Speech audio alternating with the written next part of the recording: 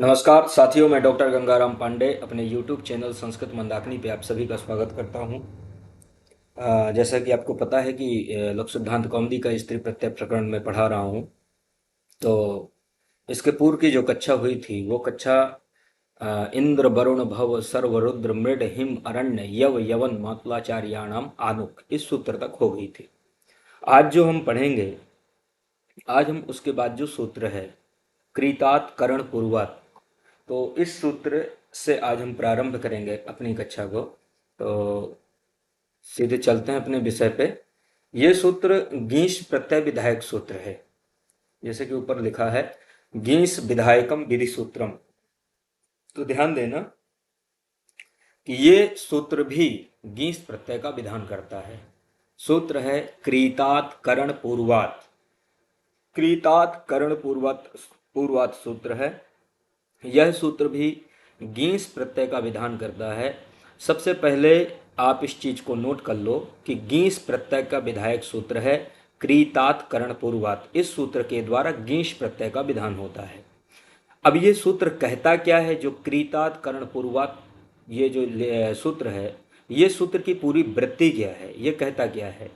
तो इसकी वृत्ति में है क्रीतांतात क्रीतांतात अदंतात करणादेहे स्त्रियाम गीस स्यात्। ध्यान देना, क्रीतांतात अदंतात करणादेहे स्त्रियाम गीस स्यात्। तो अब जो क्रीतात करण पूर्वात जो सूत्र है, इस सूत्र की इस सूत्र का समास हम देख लेते हैं। समास में यहां पर है कि करणम पूर्वम यस्य तत् करण पूर्वम करणम करण पूर्वात करणम पूर्वम यस्य तत् करण पूर्वम तस्मात् करण पूर्वात। क्योंकि पंचमी विभक्ति है तो पंचमी में क्या आता है? तस्मात्। तो करणम पूर्वम यस्य तत् करण पूर्वम और तस्मात् करण पूर्वात। तो करण पूर्वात ये पंचम्यंत पद है, क्रीतात भी पंचम्यंत पद है। तो इसका अर्थ होता है कि क्रीतांतात अदंतात करणादेहे स्त्रियाम गीस स्यात्। क्रीतांतात, क्रीत अंतात मतलब क्रीत शब्द अंत में हो। ध्यान देना, क्रीत शब्द जिसके अंत में हो, ऐसे अदंत प्रातिपदिक से, अदंतात का मतलब होता है ऐसे अदंत प्रातिपदिक से, करणादेहे करण आदि में हो, मतलब करण जिसका पूर्व अवयव हो, करण जिसका पूर्व अवयव हो अथवा करण आदि में हो, ऐसी स्थिति में स्त्रियाम अर्थात स्त्रीत्व की विवक्षा में गीस प्रत्यय होता है, गीस स्यात्।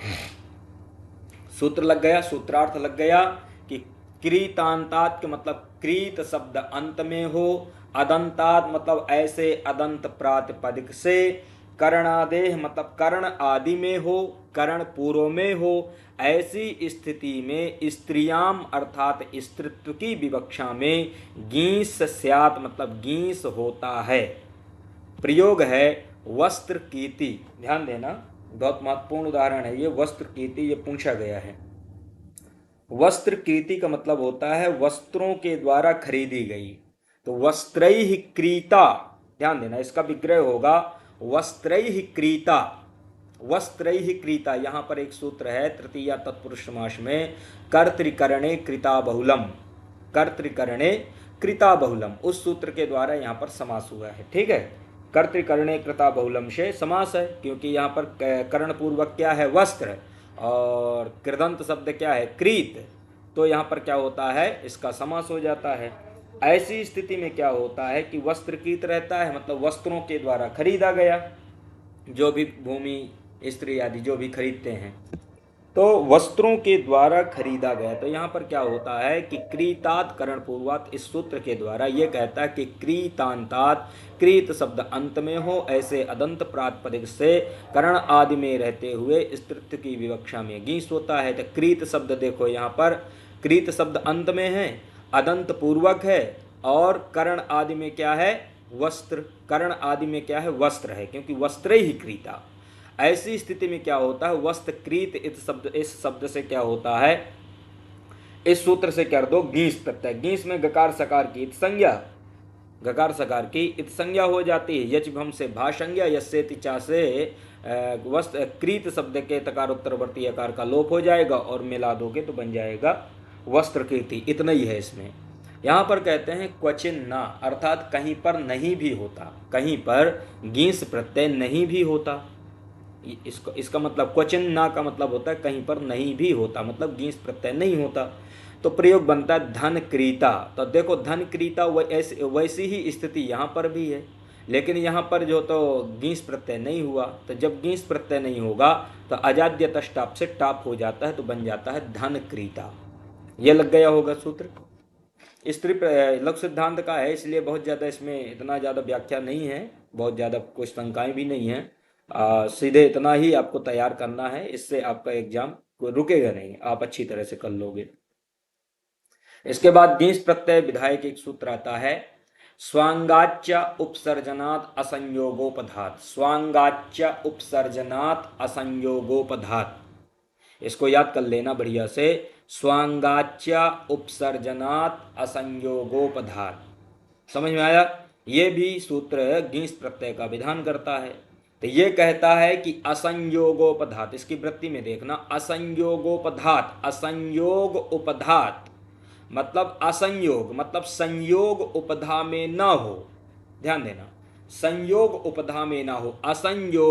असंयोगोपधम, असंयोगोपधम उपसर्जनम मतलब असंयोगोपध, मतलब संयोग उपधा में ना हो ऐसा जो उपसर्जन संज्ञक शब्द, उपसर्जनम मतलब ऐसा जो उपसर्जन संज्ञक, यत स्वांगम मतलब यत मतलब ऐसा जो उपसर्जन संज्ञक शब्द जो स्वांगवाची, यत स्वांगम मतलब ऐसा स्वांगवाची शब्द, तदंतात, तदंत का मतलब होता है वह अंत में हो, तदंत मतलब वह अंत में हो, अदंतात मतलब ऐसे अदंत प्रातिपदिक से स्त्रीत्व की विवक्षा में गीस प्रत्यय होता है विकल्प से।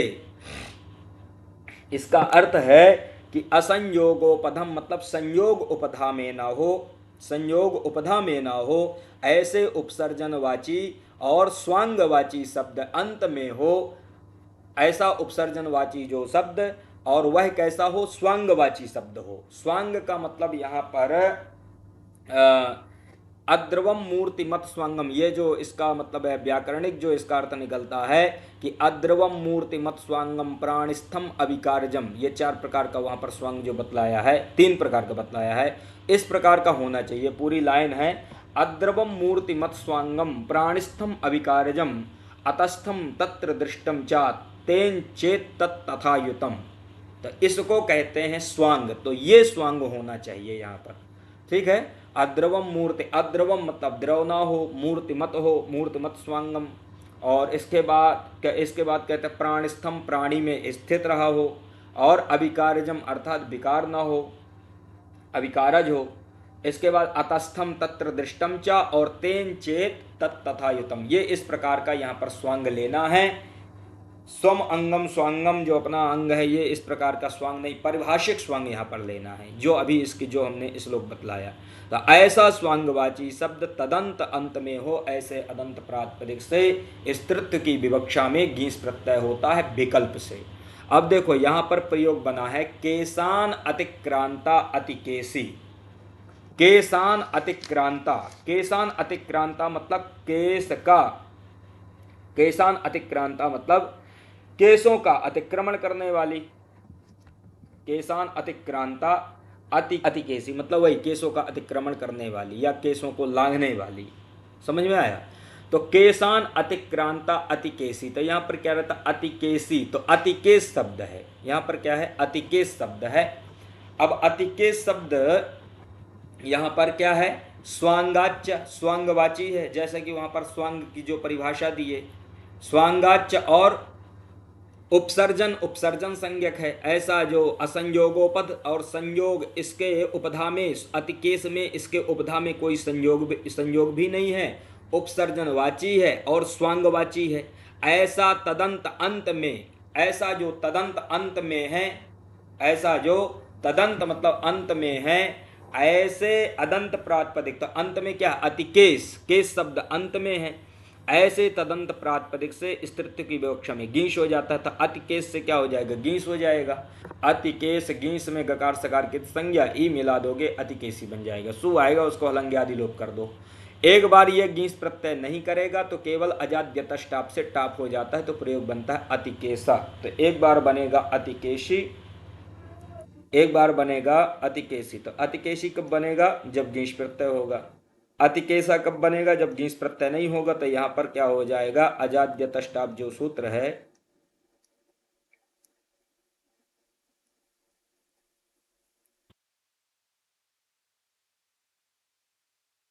ये सूत्र अजाद्य अजाद्य तष्टाप, थोड़ा सा लिखने की प्रैक्टिस नहीं है तो इसमें गड़बड़ आ जाता है। अजाद्य तष्टाप ये सूत्र है। इस सूत्र से क्या होता है, टाप प्रत्यय हो जाता है। कहां पर, अतिकेशा में। समझ में आया।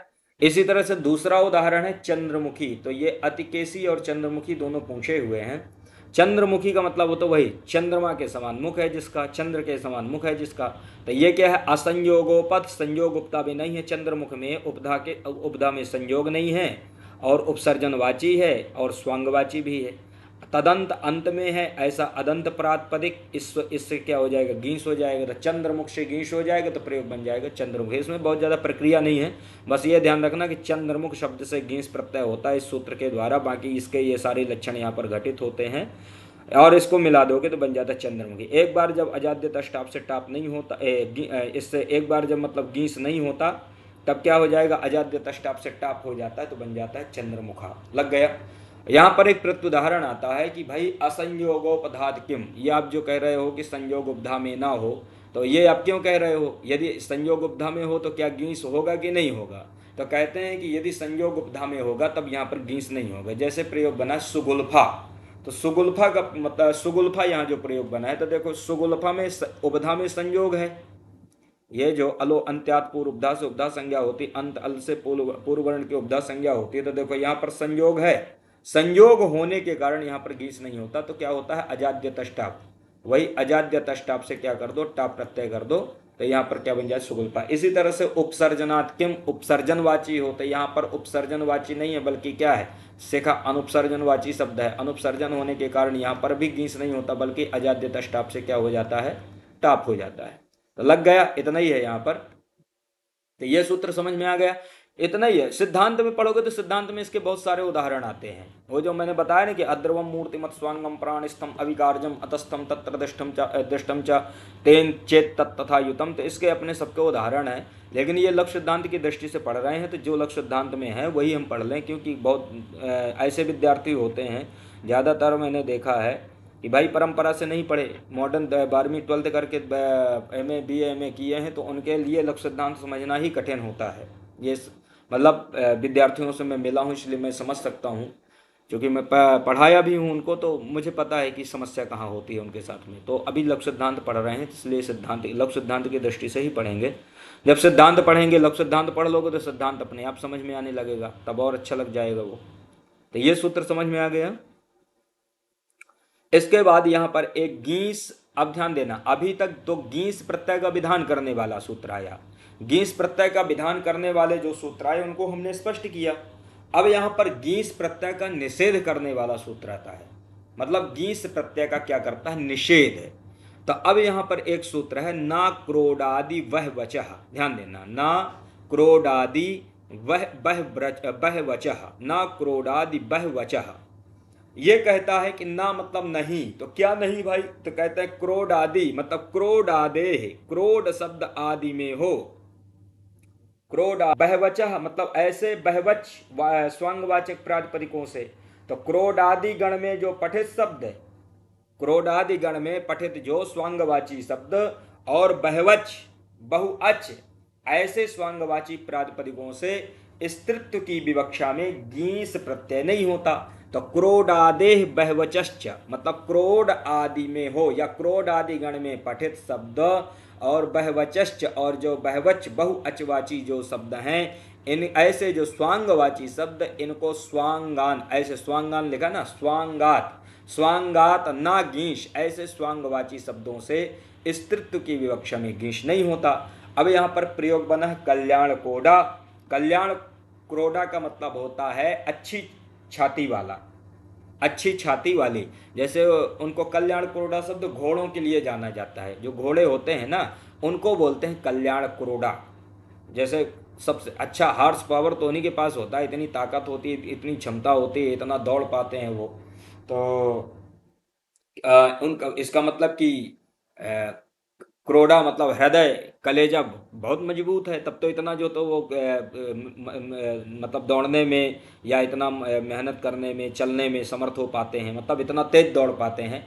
क्या कि हृदय अच्छा है, कल्याण क्रोड़ा है वो, मतलब अच्छी छाती है, अच्छी चौड़ी छाती है। तो कल्याण क्रोड़ा है, तो यहाँ पर क्या होता है कि ये भी स्वांगाच उपसर्जनात् असंयोगोपधात, क्योंकि स्वांगवाची शब्द है, बाकी सारे लक्षण वहाँ के घटित होते हैं। तो यहाँ पर भी क्या होता है कि गीस प्रत्यय की प्राप्ति होती है।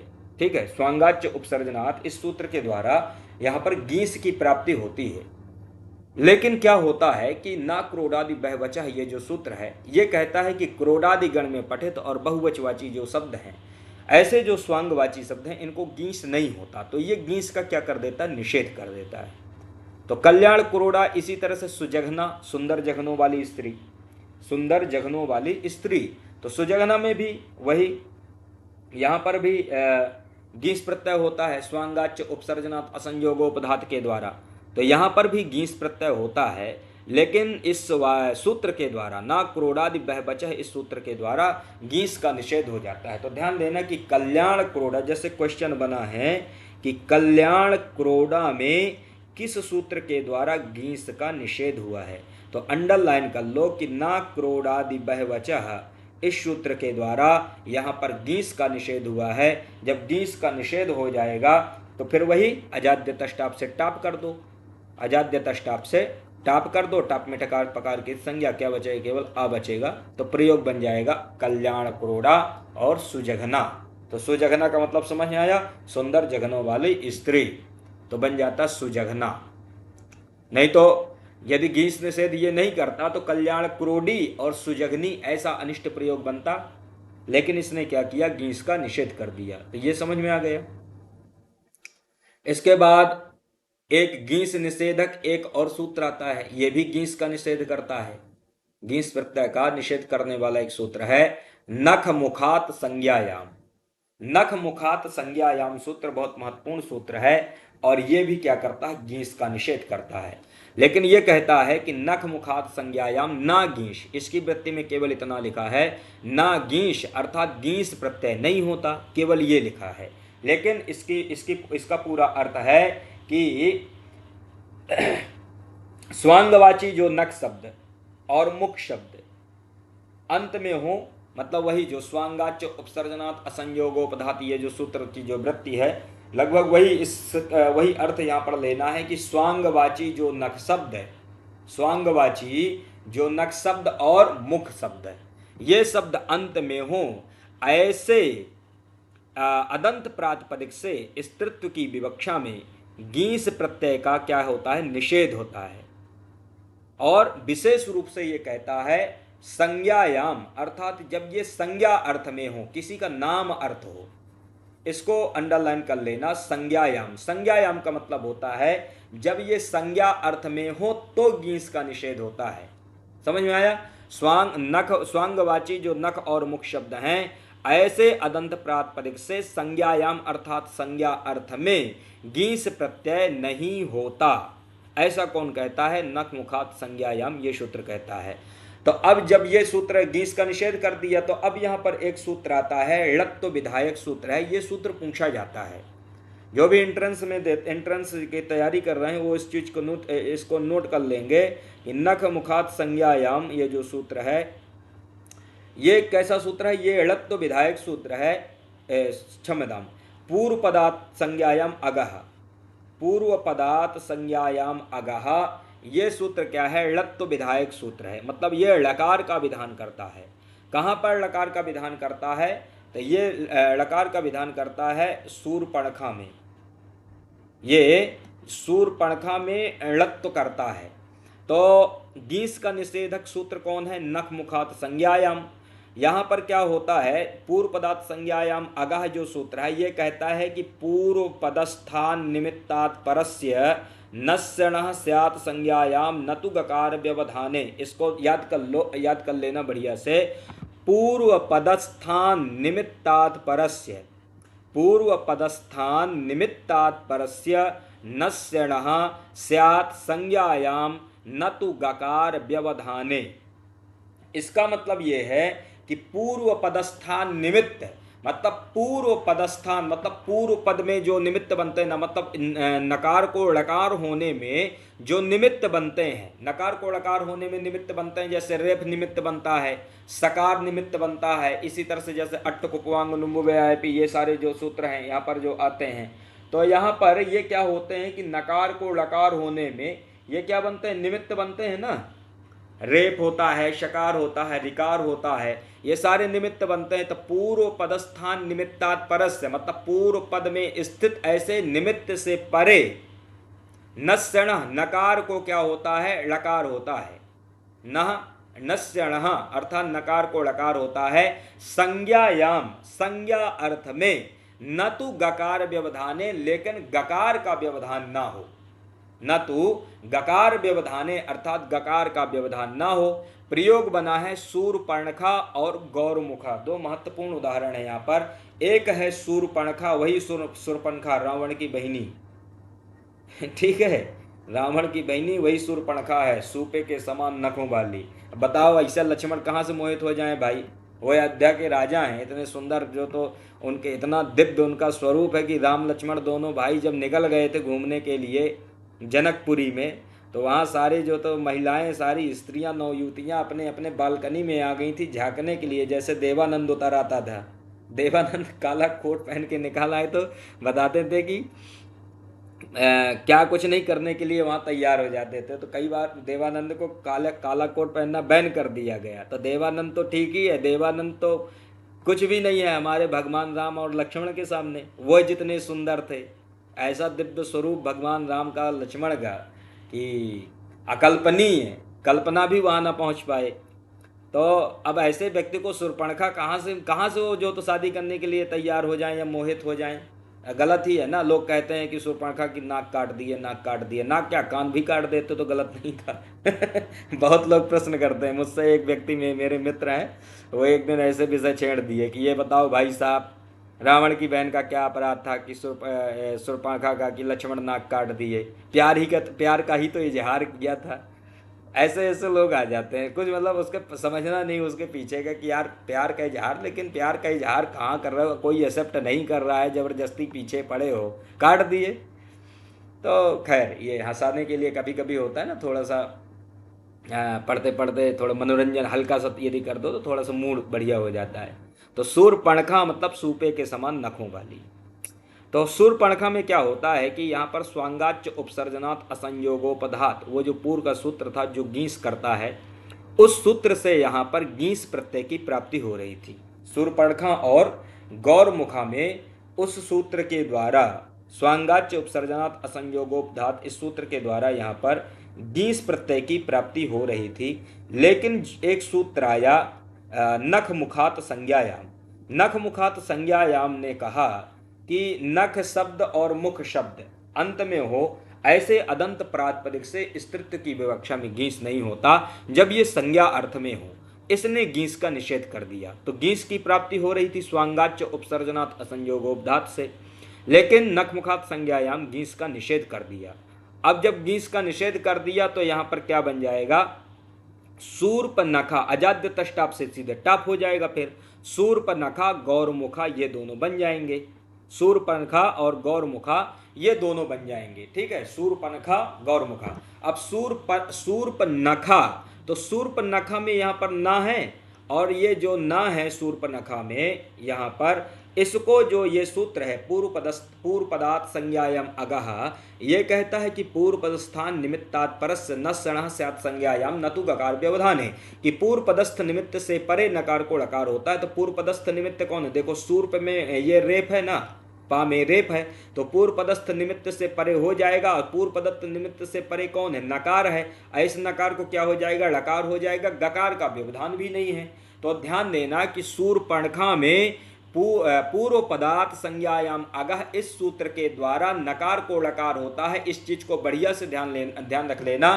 क्योंकि यहां पर बहुत लोग शंका कर जाते हैं जो नहीं पढ़े होते कि अरे नकार को लकार ही तो है, तो अट्ट कुपवंग नुम विवायपी इस सूत्र के द्वारा कर दो। तो ऐसा नहीं है मित्र, ध्यान देना कि यहाँ पर पूर्व पदार्थ संज्ञायाम अगह इस सूत्र के द्वारा ही नकार को लकार हुआ है। इसी तरह से गौरमुख वाली, तो अब यहाँ पर भी उस सूत्र के द्वारा सारे लक्षण स्वांगाच उपसर्जनात् असंयोगोपधात इस सूत्र के घट रहे हैं। तो वहाँ उस सूत्र से यहाँ पर भी गीस की प्राप्ति थी, लेकिन नख मुखात संज्ञायाम सूत्र आया और इसने कहा कि नहीं भाई, ऐसा नहीं होगा कि कहीं भी मन पड़े वहीं पर जो तो सीधे गीस करने चले जाओ, कुछ हमारी भी सुन लो। क्या सुन लो हमारी? सुन यही लो कि गीस मत करो, ठीक है, सुन यही लो कि गीस मत करो, यदि संज्ञा अर्थ होंगे तो गीस प्रत्यय मत करो, ये हमारा कहना है।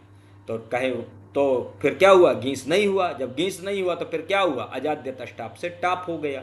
टाप ने कहा कि अब टाप में लगा दें, अजाद्य टाप आया और उसने कहा कि ठीक है गीस मत करो तो अब टाप कर दें, तो बोले हाँ टाप कर दो, टाप में क्या दिक्कत है, हर कोई टाप होना चाहता है। तो गौरमुखा में अजाद्य तष्टाप से टाप हो जाता है, लग गया। अब यहाँ पर एक प्रत्युदाहरण आता है संज्ञायाम किम, अर्थात नख मुखात संज्ञायाम। इस सूत्र में जो संज्ञायाम पद है कि संज्ञा अर्थ में रहे तो गीस प्रत्यय नहीं होता, तो भाई संज्ञायाम क्यों, ऐसा क्यों कह रहे हो?